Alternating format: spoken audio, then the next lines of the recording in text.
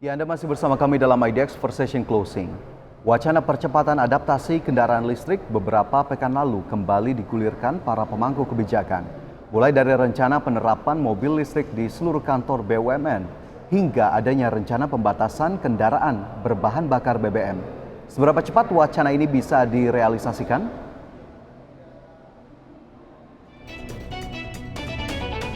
Beberapa waktu lalu pemerintah memutuskan untuk menaikkan harga BBM bersubsidi karena subsidi yang harus ditanggung APBN terus melambung.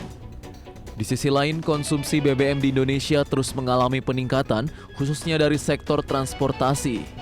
Kementerian ISDM menyebut konsumsi BBM di Indonesia mencapai 1,2 triliun rupiah per hari atau sekitar 800.000 barel. Tak lama kemudian, Menteri BUMN Erick Thohir menyebutkan akan mewajibkan seluruh perusahaan BUMN menggunakan mobil listrik, terutama jajaran direksi yang mendapatkan kendaraan dinas dari pemerintah.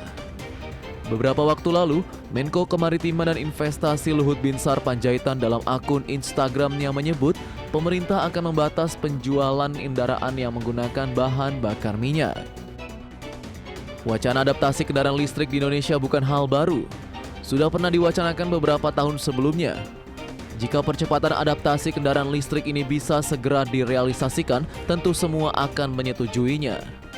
Karena hingga saat ini, Indonesia masih terbentur dengan persoalan infrastruktur dan besarnya anggaran yang harus disiapkan untuk transisi menuju energi baru terbarukan, termasuk di dalamnya kendaraan listrik.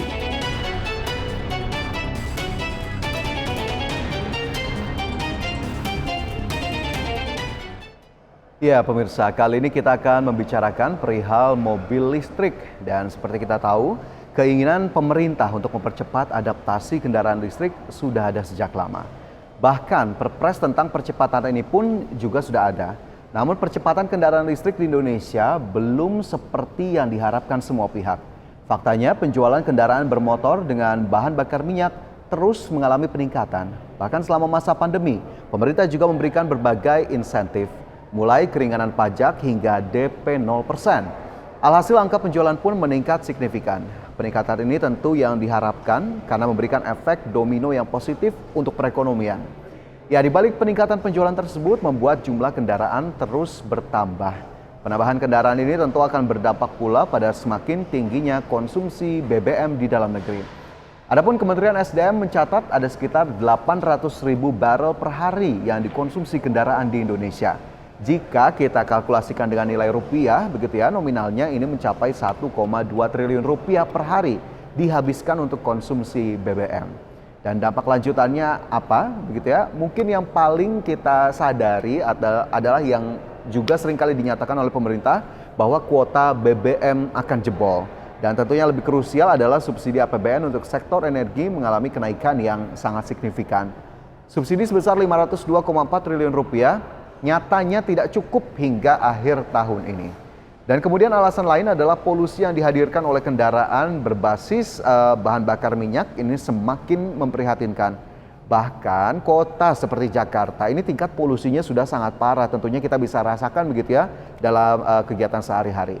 Nah, karena alasan-alasan inilah percepatan kendaraan listrik dinilai menjadi solusi. Dan Menko Kemaritiman dan Investasi Luhut Binsar Panjaitan mengatakan pemerintah akan melakukan pembatasan penjualan kendaraan yang menggunakan bahan bakar minyak. Dan sebelumnya Menteri BUMN Erick Thohir juga menyatakan akan mewajibkan jajaran direksi di perusahaan BUMN untuk menggunakan kendaraan listrik. Adapun saat ini tim teknis yang terdiri dari lintas kementerian lembaga untuk menerapkan kebijakan yang setara atau lebih baik dari negara lain, dan upaya ini untuk mendorong percepatan adaptasi penggunaan kendaraan listrik di Indonesia. Sejumlah kalangan menilai percepatan kendaraan listrik memang bagus, namun kalau percepatan tanpa diikuti dengan kesiapan, tentu akan menjadi hal yang sia-sia atau percuma. Pembatasan kendaraan berbahan bakar fosil pun dinilai kurang bijak karena ada hukum supply dan demand di dalamnya. Lalu apa yang masih menjadi persoalan mengenai penerapan kendaraan listrik di Indonesia? Kita simak informasinya berikut ini.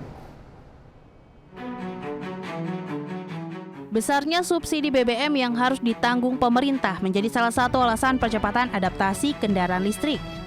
Jika besaran subsidi yang sama dialihkan untuk mendukung kendaraan listrik, tentu akan lebih bermanfaat karena mendukung konsep ramah lingkungan. Persoalannya adalah masih ada sejumlah kendala yang dari dulu belum terselesaikan perihal kendaraan listrik ini. Salah satunya adalah pemerataan stasiun pengisian kendaraan listrik umum atau SPKLU. Untuk pengisian baterai listrik tentu diperlukan ketersediaan SPKLU yang bisa mengisi dalam waktu yang tidak terlalu lama. Beberapa produsen kendaraan listrik sudah mulai menawarkan kendaraan listrik di Indonesia, namun harganya masih tergolong mahal bagi masyarakat Indonesia.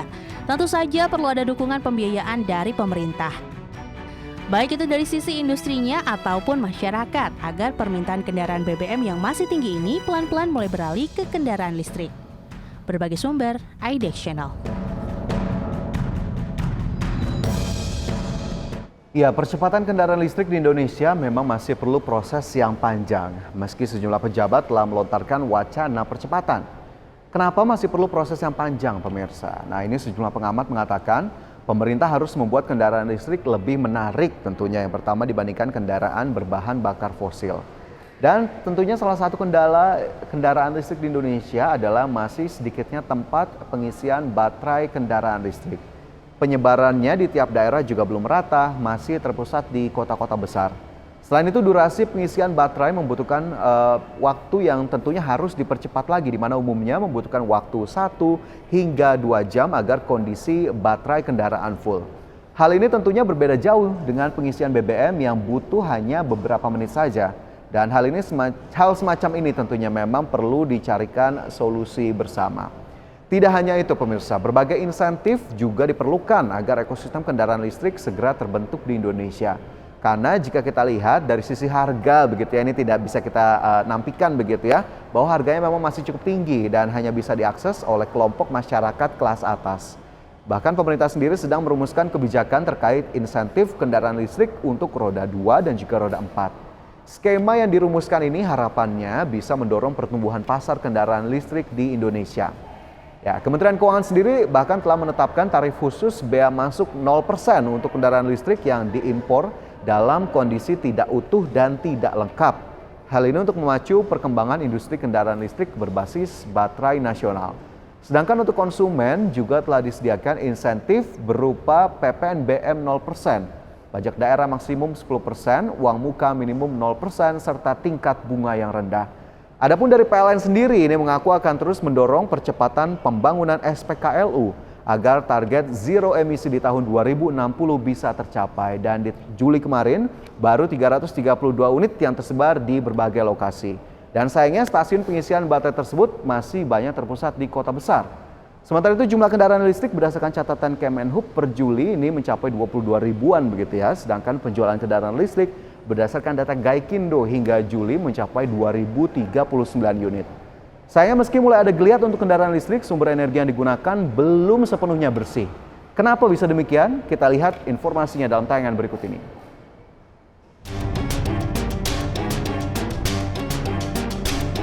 Percepatan kendaraan listrik di Indonesia memang menjadi bagian dari transisi menuju energi baru terbarukan. Salah satu tantangan implementasi kendaraan listrik di Indonesia adalah sumber energi yang masih didominasi energi kotor, yaitu batu bara.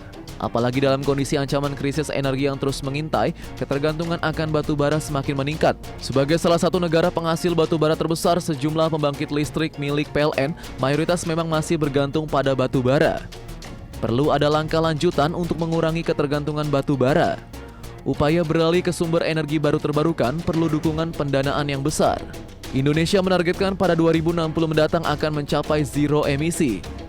Ini artinya energi baru terbarukan sudah harus mendominasi.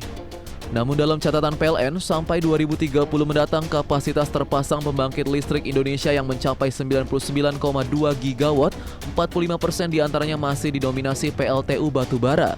Sisanya berasal dari pembangkit gas, PLTA, PTP, PLTS, dan PLT energi baru terbarukan.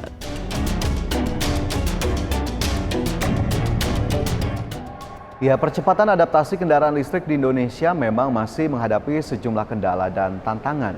Selain persoalan infrastruktur yang sempat kita bahas di awal tadi, ternyata sumber energi dari stasiun pengisian baterai tersebut juga masih didominasi dari batu bara. Sementara tujuan dari kendaraan listrik ini adalah untuk transisi menuju energi hijau. Dan seperti kita tahu, Indonesia dan semua negara sedang berusaha untuk mengurangi ketergantungan batu bara dan beralih ke energi baru terbarukan. Sementara mayoritas pembangkit listrik milik PLN sendiri seperti kita tahu ya masih didominasi dari batu bara.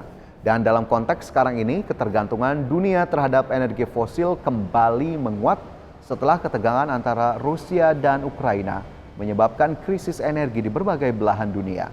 Banyak negara kembali ke batu bara karena suplai gas dari Rusia terhenti. Di Indonesia sendiri, pemirsa, komoditas batu bara masih memberikan kontribusi yang positif bagi perekonomian. Meski banyak pihak yang menentang karena dianggap tidak ramah lingkungan. Sementara untuk transisi dari energi fosil ke energi baru terbarukan membutuhkan anggaran yang tidak sedikit. Dan untuk mengurangi emisi karbon di Indonesia, anggaran yang dibutuhkan dan harus ditanggung APBN ini jika dikalkulasikan mencapai 3.500 triliun rupiah. Hal ini tentunya menjadi dilema tersendiri bagi pemerintah terutama. Tentunya perlu komitmen dan sinergi semua pihak agar persoalan anggaran tersebut juga bisa menjadi beban bersama. Investasi yang awalnya banyak lari ke infrastruktur bisa juga mulai diarahkan ke infrastruktur energi batu bara baru terbarukan maksud kami. Agar ekosistem energi yang ramah lingkungan ini bisa segera direalisasikan. Ya dari sini saja kita sebetulnya bisa melihat ya bahwa memang tidak mudah di mana wacana percepatan adaptasi kendaraan listrik yang dilontarkan dalam beberapa tahun terakhir harus ditindaklanjuti dengan aksi yang nyata. Dan tanpa itu semua, percepatan adaptasi kendaraan listrik akan sebatas menjadi wacana saja. Dan tentunya kita harapkan begitu ya, apa yang sudah diwacanakan, apa yang sudah dipersiapkan, kemudian jika insentif yang juga sudah diberikan tentunya akan mampu menjadi dorongan bagi percepatan ekosistem kendaraan listrik di Indonesia di tengah sejumlah kendala dan tantangan.